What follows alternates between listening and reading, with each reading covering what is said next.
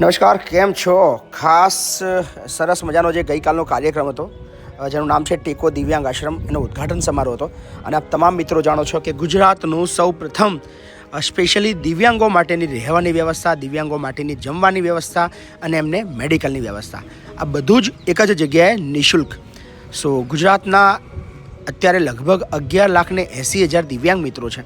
પણ આપણી કરુણતા એ છે કે એમના ભણતર પછી કદાચ ભણવા માટેના આશ્રમ છે, પણ ભણ્યા પછી એમના માટે જે એમના ફેમિલીવાળા કદાચ એમને તરછોડે છે કે એમના ઘરના લોકો નથી રાખતા, તો જે એમની અઘરી પરિસ્થિતિ બને છે, તો એના માટેનો કોઈ આશ્રમ આખા ગુજરાતમાં હજી સુધી નથી.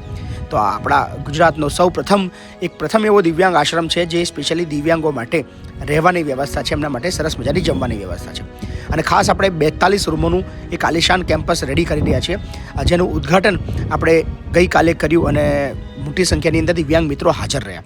અને એમના આંખોની અંદર જે આંસુ હતા અને જે એમની જે વેદનાઓ હતી, અને એમના ચહેરા પર એટલી ખુશી પણ હવે હતી કે બાપુ, ખરેખર હવે અમને અમારા ભવિષ્યની ચિંતા નથી, કે જો અમારા સ્નેહજનો અમને તરછોડશે તો અમારા માટે હવે અમારું એક ઘર અહીંયા રેડી છે. ખૂબ આનંદ આવ્યો. અત્યાર સુધી બહુ બધા કામ કર્યા, પણ મને આ કામ કરવાનો ખૂબ જ વધારે અનેરો આનંદ આવ્યો. અને જે ફિલિંગ્સ આવી કે ના, કંઈક કર્યું છે. Thank you so much. આ કાર્યક્રમની અંદર જેટલા પણ લોકો હાજર રહ્યા હતા, મારા ખાસ મિત્રો, મારા પરિવારના મિત્રો, મારા ચાહક મિત્રો, મારા સપોર્ટર મિત્રો, બહુ બધા લોકો હાજર રહ્યા અને બધાએ મારો આ કામનો ઉત્સાહ વધાર્યો છે. અને વાત હતી ઓપનિંગની, તો ઓપનિંગ કોના હાથે કરાવવું? તો આપણે ક્યાં ચીફ ગેસ્ટ શોધવાની જરૂર હતી, કારણ કે આપણા ગામની અંદર આપણે જે વૃદ્ધાશ્રમ બનાવ્યું છે થોડા દિવસ પહેલાં છે, જ્યાં આગળ બહુ બધા વૃદ્ધો આવી ગયા છે. તો વૃદ્ધાશ્રમના બાઓ દ્વારા આપણે નક્કી કર્યું કે અમારા વૃદ્ધાશ્રમના બા, એ તમામ બા તરફથી એનું ઉદ્ઘાટન કરવામાં આવે. તો પ્રથમ જે અમારા કમલાબાઈ, જે આપણા વૃદ્ધાશ્રમનું ઘરેણું કહેવાય, જેમને જોઈને આપણે વૃદ્ધાશ્રમ બનાવવાની પ્રેરણા મળી હતી, એમને આપણે જવાબદારી આપી કે તમારા હાથે જ ઉદ્ઘાટન થાય. ત્યારબાદ અમારા બીજા એક બા છે, એમને પણ કીધું કે તમારે પણ ઉદ્ઘાટન કરવાનું છે. ત્યારબાદ અમારા એક ત્રીજા બા છે, કારણ કે બા તો આપણી પાસે બહુ બધા છે.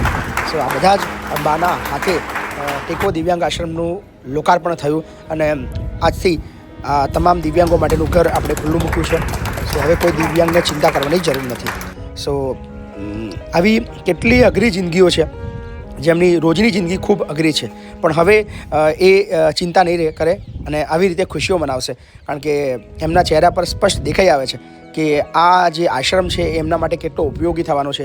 એમના જે સપના કદાચ ક્યાંક તૂટશે, ક્યાંક તકલીફ આવશે, તો એમના માટે આશરો જેને કહેવાય, તો એમનો ટેકો દિવ્યાંગ આશ્રમ બની ગયો છે. Thank you so much. ખૂબ ખૂબ આભાર આપ તમામ મિત્રોનો. આનાથી પણ વધારે ઘણું બધું કરવાનું હજી બાકી છે.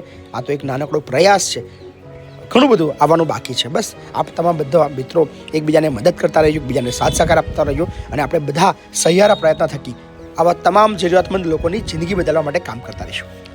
Thank you so much. ખૂબ ખૂબ આભાર. જેટલા પણ લોકો આવી રીતે જોડાઈ રહ્યા, એનો તમામનો ખૂબ ખૂબ આભાર છે. Thank you.